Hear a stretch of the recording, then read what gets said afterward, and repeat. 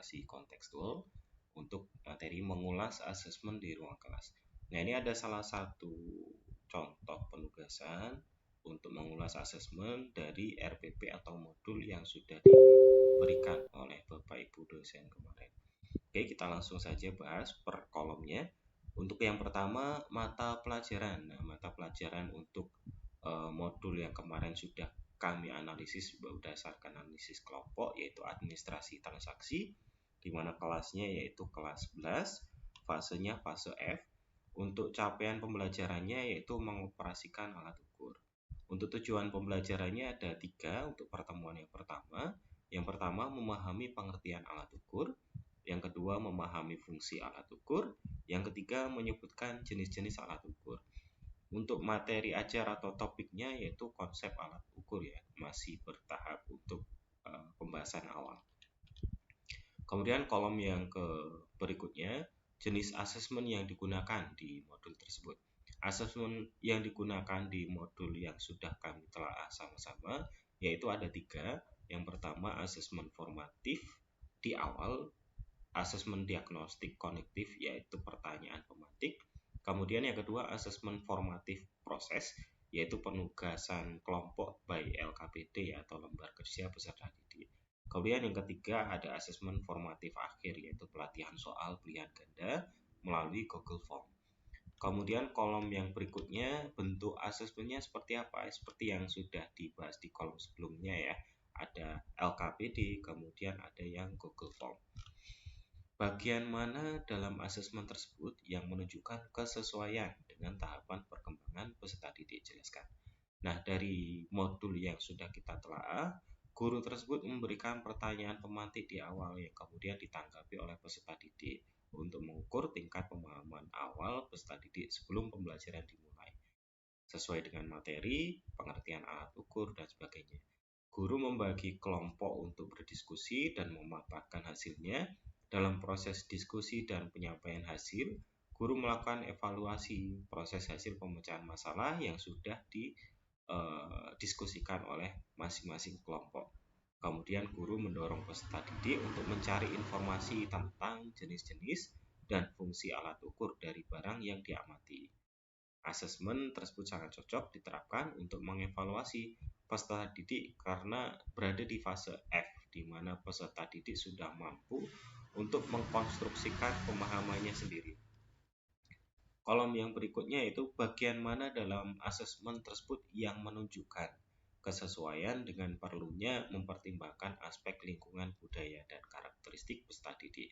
Dalam memberikan penugasan terkait jenis dan fungsi alat ukur, peserta didik terlebih dahulu diajak untuk mengamati barang-barang yang ada di sekitarnya. Kemudian penugasan juga diberikan agar peserta didik menyebutkan jenis dan fungsi berdasarkan masing-masing barang yang telah diamati sebelumnya. Dengan demikian, peserta didik akan memiliki pemahaman yang lebih karena sebelumnya sudah sering menjumpai barang-barang tersebut ya. Secara kontekstualnya dia lebih cepat menangkap. Analisis yang diberikan dapat maksimal karena mereka diberikan kebebasan untuk mencari informasi dari berbagai sumber yang relevan. Kemudian untuk kolom berikutnya, bagian mana dalam asesmen tersebut yang menunjukkan kesesuaian dengan kemampuan peserta didik. Dalam penugasan secara kelompok, peserta didik dapat berdiskusi bersama dengan teman-temannya. Mereka memiliki keleluasaan untuk belajar dengan berbagai caranya. Kegiatan pembelajaran bersifat terbuka, artinya guru memberikan kesempatan bagi peserta didik untuk bertanya, menjawab, ataupun memberikan tanggapan, sehingga mereka merasa nyaman dalam belajar. Melalui diskusi tersebut dan presentasi, kelompok juga dapat melatih peserta didik untuk saling menghormati, menghargai pendapat dari teman-temannya, dan memahami bahwa ada berbagai bentuk perbedaan di dalam kelas. Kemudian, bagian mana dari asesmen tersebut yang menunjukkan kesesuaian bahwa sudah memberikan ruang bagi peserta didik untuk memberikan umpan balik terhadap proses pembelajaran mereka. Dalam memberikan penguatan di akhir, setelah peserta didik memaparkan hasil diskusi, guru dapat mengetahui bagian mana yang belum dipahami dan perlu diajarkan lagi maupun bagian yang sudah dipahami peserta didik. Hal ini sama dengan refleksi ya kawan-kawan. Kemudian untuk kolom selanjutnya, jika Anda menjadi guru di kelas tersebut, hal apa yang ingin Anda tingkatkan untuk lebih memaksimalkan efektivitas asesmen dengan memperhatikan tahapan, perkembangan peserta didik, lingkungan budaya, dan karakter peserta didik, serta kemampuan peserta didik. Tuliskan pendapatmu secara lengkap. Nah, hasil diskusi kelompok kami, pertama, saya akan melakukan asesmen diagnostik terlebih dahulu untuk mengetahui kebutuhan peserta didik dengan kesiapan belajarnya ataukah minat dan juga profil peserta didik.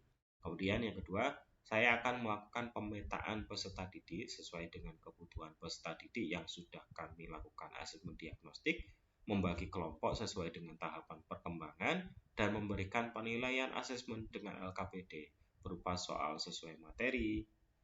Kemudian soal dalam LKPD disesuaikan dengan tahapan peserta didik. Terakhir, akan melakukan evaluasi setelah pembelajaran untuk mengetahui perkembangan peserta didik sebelum dan sesudah proses pembelajaran.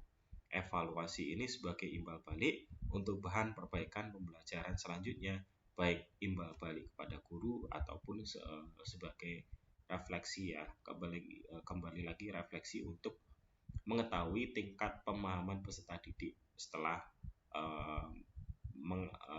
mengikuti proses pembelajaran.